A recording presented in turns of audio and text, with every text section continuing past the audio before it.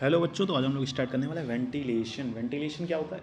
In a respiratory physiology, ventilation is a rate of at which the air enters और leaves the lungs. Ventilation कुछ नहीं है, ventilation simple घर में जैसे वेंटिलेशन होता है, किस रेट से जो वायु है वो घर को छोड़ रही है और घर में घुस रही है, वो वेंटिलेशन होता है।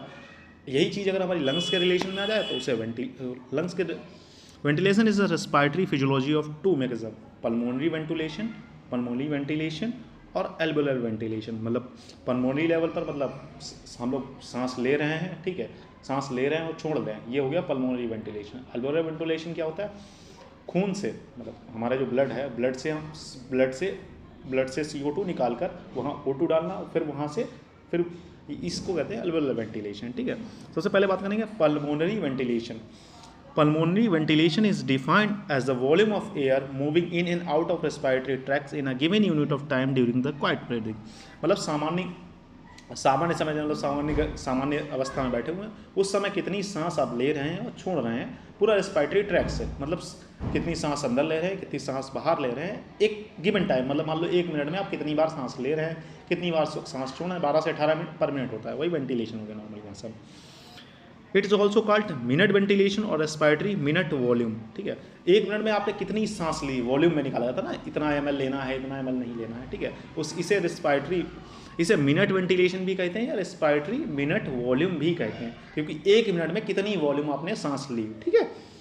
द नॉर्मल वैल्यू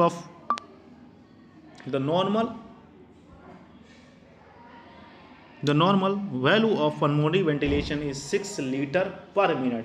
सामान्य रूप से अगर एक एडल्ट की देखी जाए तो 6 लीटर पर मिनट उसे सांस लेनी चाहिए। देखो, हवा को हम लोग लीटर में नापते हैं नॉर्मली, ठीक है, तो कितना लेना चाहिए?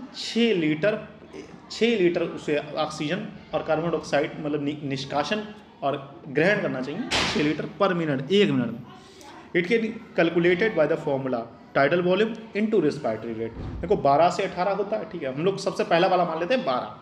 500 ml टाइडल वॉल्यूम क्या हो गई? एक बार में कितनी, एक सांस में आपने कितनी वॉल्यूम ले ली, तो 500 ml इंटू 12 यानी कि 6000 ml, यानी कि 6 लीटर ये आपको 1 मिनट में सांस लेनी और छोड़नी,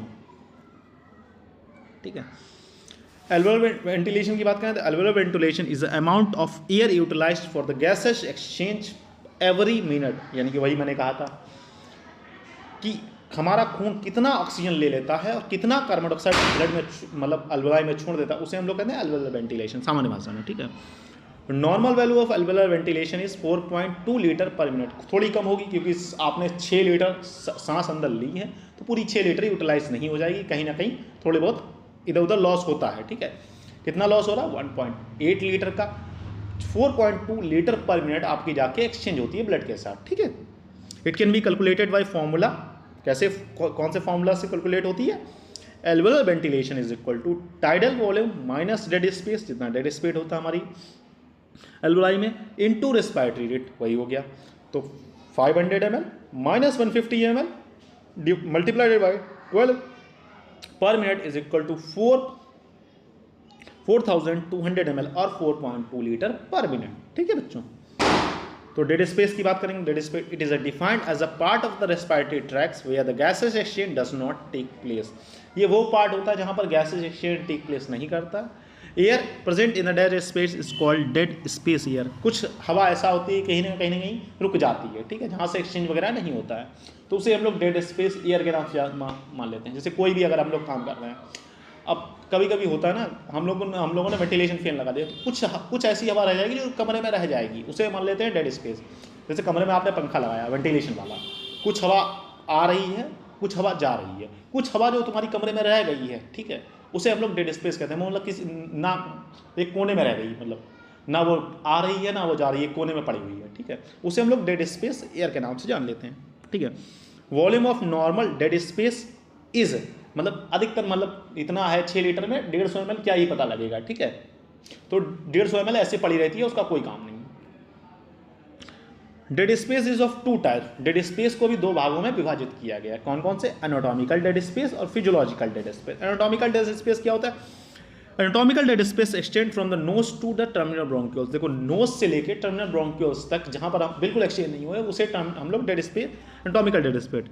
it include nose, pharynx, trachea, bronchi and the branches of bronchi up to terminal bronchioles. terminal bronchioles जितना मतलब इतना है हमारा, क्योंकि भैया सांस आपने सीधा नॉस्ट्रल से ली, उसके बाद ये टर्मिनल ब्रोंकियल्स तक जाएगा, वहाँ से एक्सचेंज वगैरह होता है, ठीक है। इसके बीच में कहीं ना कहीं हवा थोड़ी बहुत, इतना बड़ा स्पेस है 150 ml, तो खप ही जाएगी, ठीक है।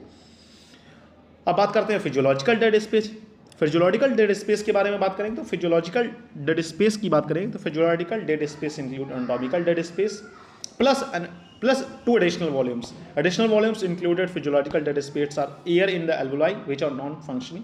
मतलब कभी कभी ऐसा होता ना कि कुछ alveoli काम करना बंद हो गई, अब वो नहीं कर रही एक्सचेंज, तो वो भी तो alveolar dead space हो गया ना। Air in alveoli which do not receive adequate blood flow. अब कभी कभी ऐसा होता है कि भैया alveoli तुम्हारे ठीक ठाक है, उस वो तो कह रही हम तैयार हैं, खून हम देने तैयार हैं ऑक्सीजन देने के लिए, लेकिन खून ही नहीं पहुंच रहा उसके पास, तो कैसे एक्सचेंज होगा? एक्सचेंज नहीं हो रहा। तो ये दो प्रकार का हो सकता है, या सॉरी, या तो आपकी alveoli काम करना बंद कर दे, खून भरपूर मात्रा में जा रहा है, या फिर खून वहाँ तक ना पहुँचे, क्योंकि जब तक खून ही से तो एक्सचेंज होगा alveoli का, नहीं हो रहा। बस दो प्रकार के हो गए फिजियोलॉजिकल। एनाटॉमिकल वो हो गए मतलब शरीर टर्मिनल ब्रोंकियल, नॉस्ट्रल से लेकर टर्मिनल ब्रोंकियल तक कहीं हवा फंस गई। और फिजियोलॉजिकल क्या हो गया? हो सकता है आपकी alveoli खराब हो गई, वहाँ पर हवा पड़ी हुई है, ब्लड आ ही नहीं रहा, ठीक है। और हो सकता है ब्लड आ रहा, alveoli खराब हो गई। हो सकता है वहाँ alveoli ठीक ठाक है, मतलब alveoli कह रही हम तो दे देंगे तुम ऑक्सीजन, तुम आओ तो सही है, लेकिन ब्लड ही नहीं आ रहा, तो देगी किसको? तो ठीक है बच्चों, तो नेक्स्ट लेक्चर में हम लोग पल्मोनरी फंक्शन टेस्ट पढ़ेंगे, नॉर्मल आराम पढ़ेंगे, ठीक है, कोई दिक्कत वाली बात नहीं है, ठीक है। आज के लिए इतना ही रखते हैं, ठीक है, थोड़ा थोड़ा करके पढ़ेंगे।